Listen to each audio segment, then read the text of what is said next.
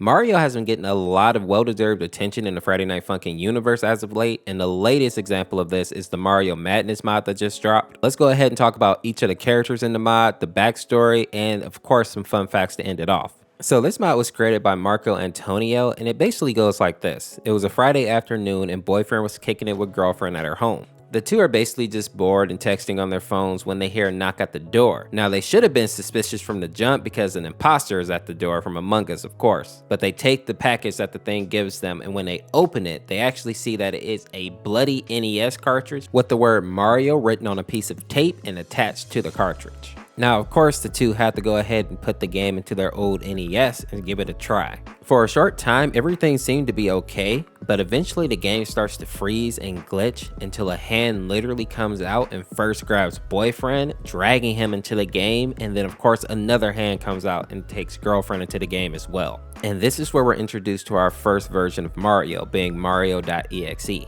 Now, Mario.exe was also created and modded in by Marco Antonio. Now, a lot of people think that Mario.exe is like Sonic's.exe, meaning that he originated from a creepypasta, but that's not technically true. Mario.exe is actually from a piece of artwork that was created on DeviantArt by a creator named Shadow-Shana. This person's artwork is actually what influenced the Mario.exe creepypastas and creepypasta games. Those of you who are fans of Sonic.exe probably recognize the similarities here. The fact that he has blood running out of his eyes, and looking at his eyes in particular, they are almost empty like voids. And of course he has fangs just like Sonic.exe. The difference being of course that this version of Mario actually holds a knife. Shadow also made a similar piece called Peach.exe, which is a very creepy version of Peach. And people are speculating so far that Peach is probably going to end up being some type of accomplice to Mario.exe, and maybe it's going to be added into the mod at a later date. A fun fact about Mario.exe is that he is one of 7 enemies to actually laugh during his song. I know one of the enemies to laugh is Skid and Pump back in the base game. Another one is Tord, and the third one that I know is CJ. Let me know if you know any other ones down in the comment section.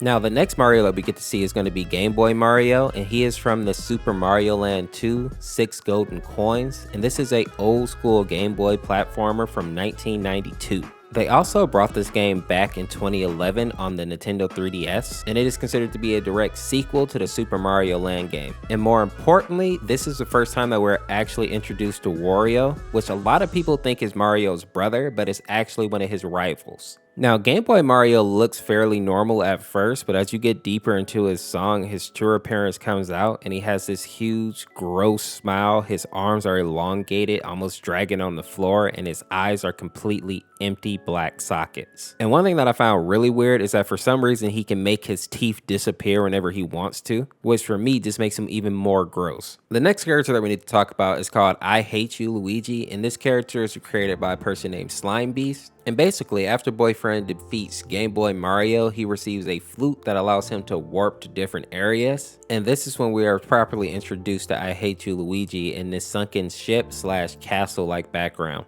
Now, I Hate You Luigi is actually from a creepypasta, but probably more popular is the ROM hack by the same name. Now, what I find funny about this is that this creepypasta / ROM hack was actually created to make fun of other creepypastas, but it was so well done that it just got this cult following. Like, people really love this creepypasta.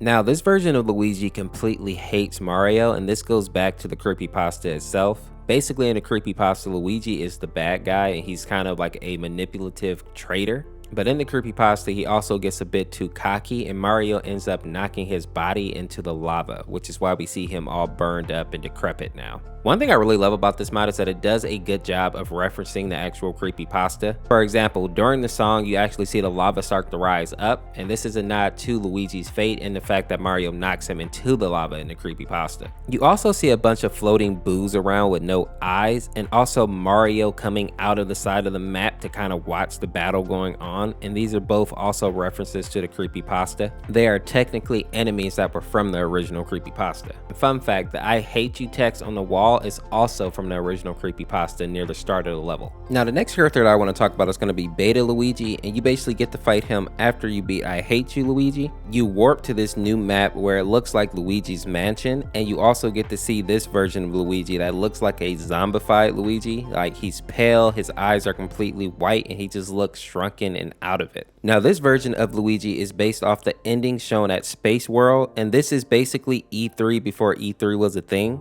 In order to show that the demo was over, they basically showed this cutscene that showed this version of Luigi looking very sad in front of Luigi's mansion. Another fact that's very creepy that people may overlook in this mod is that when the thunder hits, you actually see a silhouette of Boyfriend that seems to be hanging from a rope.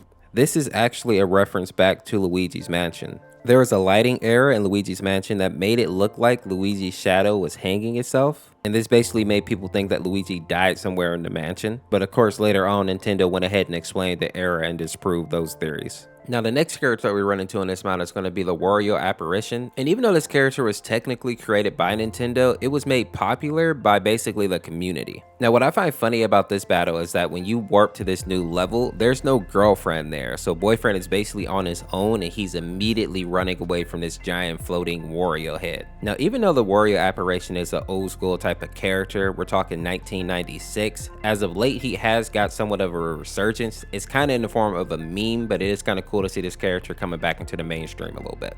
Now, Mario.EXE, aka MX Mario, makes an appearance in this mod as well, and I actually just covered him 2 days ago, so I'm going to put that clip in here so that you know his backstory.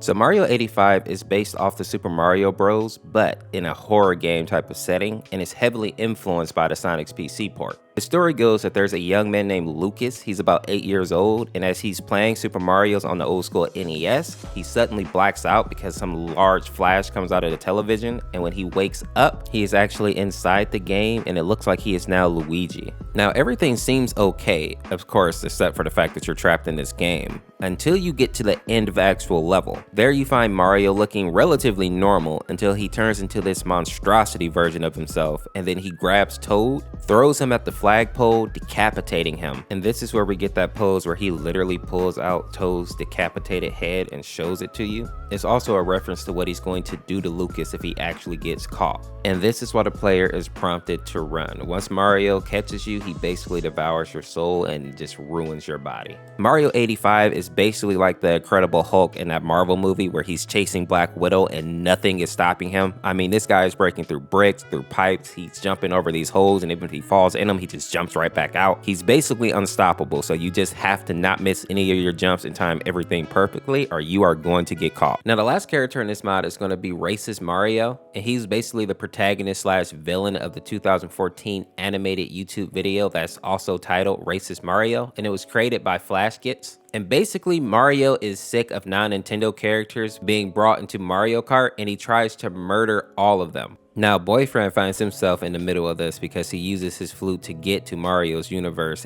and once he arrives, Mario is immediately on the attack, wanting to get rid of Boyfriend. A fun fact that we learned about Boyfriend, though, is that apparently his favorite video game is Mario Kart, which is why he actually went to this universe. If you enjoyed this video, make sure to check out this video where I explain all the corrupted characters in the Pibby mod, or go to my second channel and check out the Mario.EXE actual horror game. Thank you for watching. This is Orseofkorse. Peace.